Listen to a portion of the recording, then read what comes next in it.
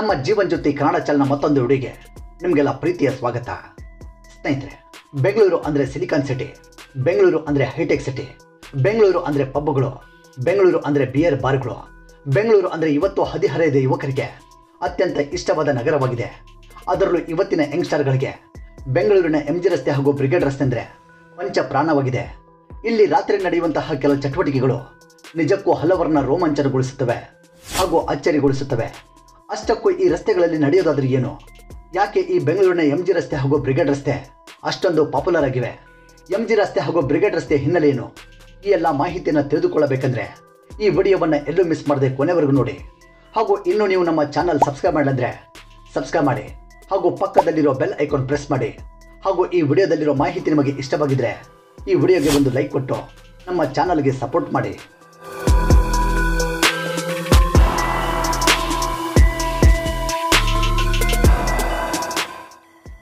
ಸ್ನೇಹಿತರೆ, ಪ್ರತಿ ಪಟ್ಟಣಗಳಲ್ಲಿ, ನಗರಗಳಲ್ಲಿ, ಮಹಾನಗರಗಳಲ್ಲಿ ಈ MG ರಸ್ತೆ ಅಂದರೆ ಮಹಾತ್ಮ ಗಾಂಧಿ ರಸ್ತೆ ಹೊಂದಿರೋದು ಸರ್ವೇ ಸಾಮಾನ್ಯ. ಇಲ್ಲಿ ನಡೆಯುವ ಚಟುವಟಿಕೆಗಳು ಆ ಮಹಾತ್ಮ ಗಾಂಧಿ ಜೀವನದಲ್ಲಿ ನೋಡಿರಕ್ಕಿಲ್ಲ. ಊರಿಗೆ ಬಂದವಳು ನೀರಿಗೆ ಬರಲೇಬೇಕನ್ನೋ ಗಾದೆ ಹಾಗೆ ಬೆಂಗಳೂರಿಗೆ ಬಂದವರು MG ರಸ್ತೆ ಹಾಗೂ ಬ್ರಿಗೇಡ್ ರಸ್ತೆಗೆ ಬರಲೇಬೇಕು. ಇಲ್ಲ ಅಂದರೆ ನಿಮ್ಮ ಬೆಂಗಳೂರು ಪ್ರವಾಸ ಇನ್ಕಂಪ್ಲೀಟ್ ಆಗತ್ತೆ. ನಿಜ ಹೇಳಬೇಕು ಅಂದರೆ MG ರಸ್ತೆ ಬೆಂಗಳೂರು ನಗರದ ಹೃದಯ ಭಾಗ ಅಂತ ಹೇಳ್ಬೋದು. ನೀವೇನಾದರೂ ಹೊಸ ಹೊಸ ಫ್ಯಾಷನ್ ನೋಡಬೇಕು ಅಂದರೆ ಅದು ಹುಟ್ಟೋದೆ ಈ MG ರಸ್ತೆಯಲ್ಲಿ ಹಾಗೂ ಈ ಬ್ರಿಗೇಡ್ ರಸ್ತೆಯಲ್ಲಿ. ಅಂತಹ ಎಲ್ಲ ಬ್ರ್ಯಾಂಡ್ಗಳ ದುಬಾರಿ ವಸ್ತುಗಳು ನಿಮಗೆ ಇಲ್ಲೇ ಸಿಗತ್ತೆ. ಬಟ್ಟೆಗಳಿಂದ ಹಿಡಿದು ವಾಚ್ಗಳು, ಮೊಬೈಲ್ಗಳು, ಯಾವುದೇ ಶೋರೂಮ್ ಕಳಿ ಇಡೀ ಜಗತ್ತೇ ತಿರುಗಿ ನೋಡುವಂತಹ ಎಲ್ಲ ತರಹ ಶೋರೂಮ್ಗಳು ಇಲ್ಲಿ ಸಿಗುತ್ತವೆ. ಭಾರತದಲ್ಲಿ ಯಾವುದೇ ಒಂದು ಹೊಸ ಪ್ರಾಡಕ್ಟ್ ಲಾಂಚ್ ಆಗಬೇಕು ಅಂದರೆ ಅದು ಮೊಟ್ಟ ಮೊದಲ ಬಾರಿಗೆ ಲಾಂಚ್ ಆಗುವುದೇ ಇದೇ ಈ MG ರಸ್ತೆ ಹಾಗೂ ಬ್ರಿಗೇಡ್ ರಸ್ತೆಯಲ್ಲಿ. 1905 ಆಗಸ್ಟ್ 5ರಂದು ಸಂಜೆ 7 ಗಂಟೆಗೆ ಬೆಂಗಳೂರಿನ ಸೀಮೆಯ ಬೀದಿ ದೀಪಗಳನ್ನ ವಿದ್ಯುತ್ ದೀಪಗಳಿಂದ ಬದಲಾಯಿಸಲಾಗಿತ್ತು. ಹಾಗೂ ಈ ನಗರವು ಇಡೀ ಏಷ್ಯಾದಲ್ಲಿ ಮೊದಲ ವಿದ್ಯುತ್ ದೀಪಗಳನ್ನ ಪ್ರಾರಂಭವಾಗಿರುವ ಮೊದಲ ನಗರವಾಗಿತ್ತು. ಬೆಂಗಳೂರಿನ MG ರಸ್ತೆಯನ್ನ ಭಾರತದ ನಂಬರ್ 1 ಹೈಟೆಕ್ ಸ್ಟ್ರೀಟ್ ಅಂತ ಕೂಡ ಕರೆಯಲಾಗುತ್ತೆ. ಅಷ್ಟಕ್ಕೂ ಈ MG ರಸ್ತೆ ಹಾಗೂ ಬ್ರಿಗೇಡ್ ರಸ್ತೆ ಇಷ್ಟೊಂದು ಹೆಸರುವಾಸಿಯಾಗಲು ಕಾರಣ ಏನಂದ್ರೆ ಅದರ ಹಿಂದಿರುವ ಇತಿಹಾಸ ತಿಳಿದುಕೊಂಡ್ರೆ ನೀವು ಕೂಡ ಆಶ್ಚರ್ಯವಾಗ್ತೀರಾ. ಬನ್ನಿ ಹಾಗಾದ್ರೆ ಪ್ರಾರಂಭದಲ್ಲಿ ಅದನ್ನು ನಾವು ತಿಳಿದುಕೊಳ್ಳೋಣ.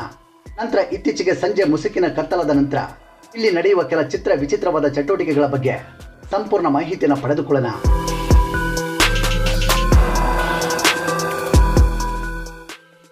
ಸ್ನೇಹಿತರೆ, MG ರಸ್ತೆ ಅಂದ್ರೆ ಮಹಾತ್ಮ ಗಾಂಧಿ ರಸ್ತೆ ಅಂತ ಕೂಡ ಕರೆಯಲಾಗುತ್ತೆ. ಇದು ಪೂರ್ವಕ್ಕೆ ಟ್ರಿನಿಟಿ ಸರ್ಕಲ್ನಿಂದ ಇನ್ನೊಂದು ತುದಿಯಲ್ಲಿ ಅನಿಲ್ ಕುಂಬ್ಳೆ ಸರ್ಕಲ್ ವರೆಗೂ ಸಾಗುತ್ತದೆ. ಸ್ವತಂತ್ರ ಪೂರ್ವದಲ್ಲಿ ಈ ರಸ್ತೆಯನ್ನ ಸೌತ್ ಪರೇಡ್ ಅಂತ ಕೂಡ ಕರೆಯಲಾಗ್ತಿತ್ತು. ಇದನ್ನ 1948 ಫೆಬ್ರವರಿ 26ರಂದು MG ರಸ್ತೆ ಅಂದ್ರೆ ಮಹಾತ್ಮ ಗಾಂಧಿ ರಸ್ತೆ ಅಂತ ನಾಮಕರಣ ಮಾಡಲಾಗುತ್ತೆ. ಬೆಂಗಳೂರಲ್ಲಿ ಈ ಹಿಂದೆ 300ಕ್ಕೂ ಹೆಚ್ಚು ಕೆರೆಗಳಿದ್ದು ಅಂತ ಸರ್ವೆ ಹೇಳುತ್ತೆ. ಹೀಗಿರುವಾಗ MG ರಸ್ತೆ ಪ್ರಾರಂಭದಲ್ಲಿ ಸೌತ್ ಪರೇಡ್ ಮೈದಾನವಾಗಿತ್ತು. ಆದರೆ ಇತಿಹಾಸಕಾರ ಪ್ರಕಾರ ಅದಕ್ಕಿಂತಲೂ ಮುನ್ನ ಇಲ್ಲಿ ಒಂದು ದೊಡ್ಡ ಕೆರೆ ಇತ್ತು ಅಂತ ಹೇಳಲಾಗುತ್ತೆ. ಒಂದು ಕಾಲದಲ್ಲಿ ದಂಡು ಅಂದ್ರೆ ಕಂಟೋನ್ಮೆಂಟ್ ಅಂತ ಈ ಏರಿಯಾವನ್ನ ಕರೆಯಲಾಗ್ತಿತ್ತು. ಈ ಪ್ರದೇಶದಲ್ಲಿ ಸಾಮಾನ್ಯವಾಗಿ ಆಂಗ್ಲರ ಸೈನಿಕರು, ರಿಟೈರ್ಡ್ ಆರ್ಮಿ ಆಫೀಸರ್ಗಳು, ಬ್ರಿಟಿಷ್ ನಾಗರಿಕರು ಹಾಗೂ ಆಂಗ್ಲೋ ಇಂಡಿಯನ್ ಜನಗಳು ಇಲ್ಲಿ ಹೆಚ್ಚಾಗಿ ವಾಸವಾಗ್ತಾ ಇದ್ರು. ಈಗ ಇದೆಲ್ಲ ಕಾಲಕ್ರಮೇಣ ಬದಲಾಗಿ ಎಲ್ಲ ವರ್ಗದ ಜನಗಳನ್ನ ಇಲ್ಲಿ ಕಾಣಬಹುದು. ಅದರಲ್ಲೂ ಹೆಚ್ಚಾಗಿ ಶ್ರೀಮಂತ ಜನಗಳೇ ಇಲ್ಲಿ ಹೆಚ್ಚಾಗಿ ವಾಸವಾಗ್ತಾರೆ. ಪಿಜ್ಜಾ, ಬರ್ಗರ್, ಚೈನೀಸ್ ತಿಂಡಿಗಳನ್ನ ತಿನ್ನಲು ಈ ಏರಿಯಾಗೆ ಜನ ಈ ಹಿಂದೆ ಲಗ್ಗೆ ಇಡ್ತಾ ಇದ್ರು.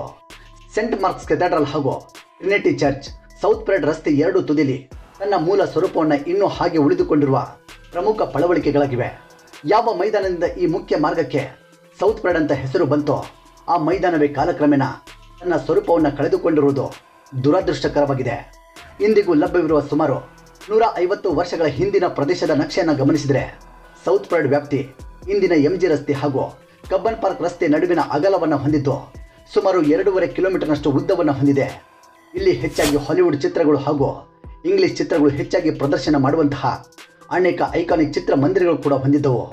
ಅವುಗಳಲ್ಲಿ ಗ್ಯಾಲಕ್ಸಿ, ರೆಕ್ಸಾ, ಪ್ಲಾಜಾ ಹೀಗೆ ಹಲವಾರು ಸಿನಿಮಾ ಮಂದಿರಗಳು ಇಲ್ಲಿ 50 ವರ್ಷಕ್ಕೂ ಹೆಚ್ಚು ಕಾಲ ಸಿನಿಮಾ ಪ್ರಿಯರನ್ನ ಮನರಂಜನೆ ನೀಡಿದ್ದಾವೆ. ನಾನು ಪ್ರಾರಂಭದಲ್ಲಿ ಹೇಳಿದ ಹಾಗೆ ಈ ಸೌತ್ ಪರೇಡ್ ಹಾಗೂ ಸುತ್ತಮುತ್ತಲಿನ ಪ್ರದೇಶಗಳು ಬ್ರಿಟಿಷ್ ಸೈನಿಕರನ್ನ ಮನರಂಜನೆ ಮಾಡಲು ಇಲ್ಲಿ ಹಲವಾರು ರೆಸ್ಟೋರೆಂಟ್ಗಳು, ಪಬ್ಗಳು, ಡ್ಯಾನ್ಸ್ ಬಾರ್ಗಳು ಸ್ವತಂತ್ರ ಪೂರ್ವದಲ್ಲಿ ಹೊಂದಿದ್ದವು.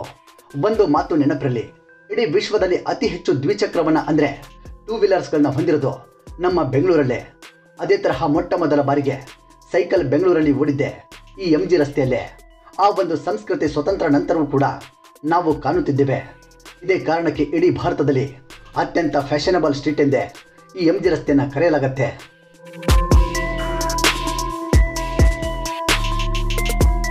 ಸ್ನೇಹಿತರೆ, 1939ರಲ್ಲಿ ಸಿವಿರೀಸ್ ಅನ್ನೋ ಒಂದು ಸೂಪರ್ ಮಾರ್ಕೆಟ್ ಅನ್ನ ಬ್ರಿಗೇಡ್ ರಸ್ತೆಯಲ್ಲಿ ಪ್ರಾರಂಭಿಸಲಾಗಿತ್ತು. ಇದು ಭಾರತದ ಮೊಟ್ಟ ಮೊದಲ ಸೂಪರ್ ಮಾರ್ಕೆಟ್ ಅಂತ ಹೇಳಬಹುದು. ಆ ಸಂದರ್ಭದಲ್ಲಿ ಹೆಚ್ಚಾಗಿ ಇಲ್ಲಿ ಆಂಗ್ಲೋ ಇಂಡಿಯನ್ ಕುಟುಂಬದ ಸದಸ್ಯರು ಶಾಪಿಂಗ್ ಆಗಿ ಬರ್ತಾ ಇದ್ರು. ಹಾಗೂ ಆ ಸಮಯದ ಬ್ರಿಟಿಷ್ ಸೈನಿಕರು ತಮ್ಮ ಸಂಜೆ ಸಮಯವನ್ನು ಇಲ್ಲಿ ಕಾಫಿಯೊಂದಿಗೆ ಕಳೀತಾ ಇದ್ರು.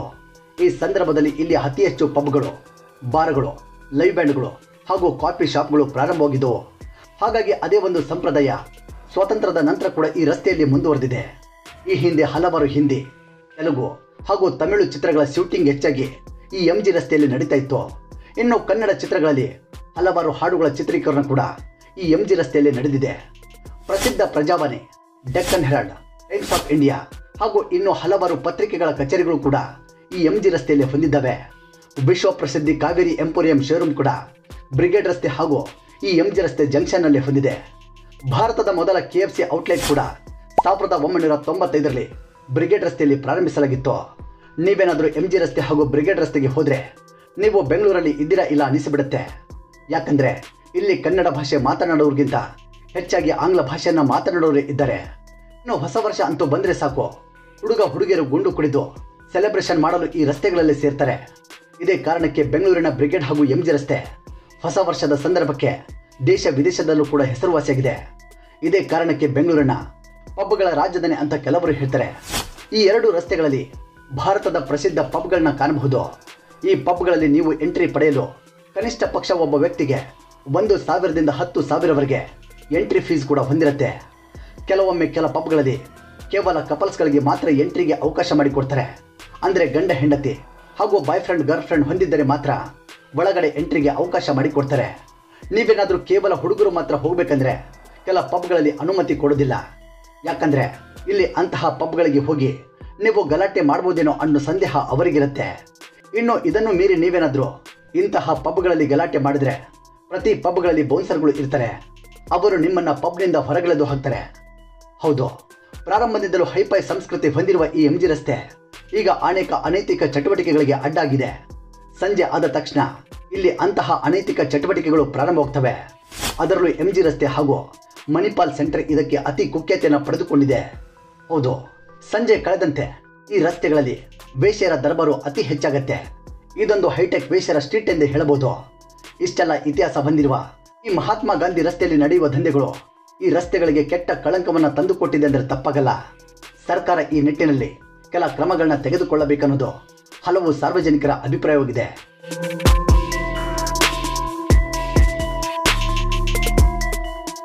ಸ್ನೇಹಿತರೆ, ಅದು ಏನೇ ಇರಲಿ, ಹೇಗೆ ಇರಲಿ, ನೀವು ಬೆಂಗಳೂರಿಗೆ ಬಂದ್ರೆ ಒಮ್ಮೆ ಆದರೂ ಈ ಎರಡು ರಸ್ತೆಗಳಿಗೆ ಭೇಟಿ ಕೊಟ್ಟು ಈ ರಸ್ತೆಗಳ ವೈಭವನ್ನ ನೀವು ಕೂಡ ಅನುಭವಿಸಬಹುದು. ಹಾಗಾದ್ರೆ ತಡೆಯಕ್ಕೆ ಬೆಂಗಳೂರಿಗೆ ಬಂದಾಗ ಒಮ್ಮೆ ಈ ರಸ್ತೆಗಳಿಗೆ ಭೇಟಿ ಕೊಟ್ಟು ಈ ರಸ್ತೆಗಳ ಸುಂದರತೆಯನ್ನು ಅನುಭವಿಸಿ ಅಂತ ಹೇಳ್ತಾ, ಈ MG ರಸ್ತೆ ಹಾಗೂ ಬ್ರಿಗೇಡ್ ರಸ್ತೆಯ ಮಾಹಿತಿ ನಿಮಗೆ ಇಷ್ಟವಾಗಿದ್ರೆ ಈ ವಿಡಿಯೋಗೆ ಒಂದು ಲೈಕ್ ಕೊಟ್ಟು ಪ್ರತಿಯೊಬ್ಬರಿಗೂ ಶೇರ್ ಮಾಡಿ. ಹಾಗೂ ಇದೇ ತರಹ ಮುಂದಿನ ವಿಡಿಯೋಗಳಿಗಾಗಿ ನಮ್ಮ ಜೀವನ್ ಜ್ಯೋತಿ ಕನ್ನಡ ಚಾನೆಲ್ ಸಬ್ಸ್ಕ್ರೈಬ್ ಮಾಡಿ ಹಾಗೂ ಪಕ್ಕದಲ್ಲಿರೋ ಬೆಲ್ ಐಕಾನ್ ಪ್ರೆಸ್ ಮಾಡಿ. ಧನ್ಯವಾದಗಳು.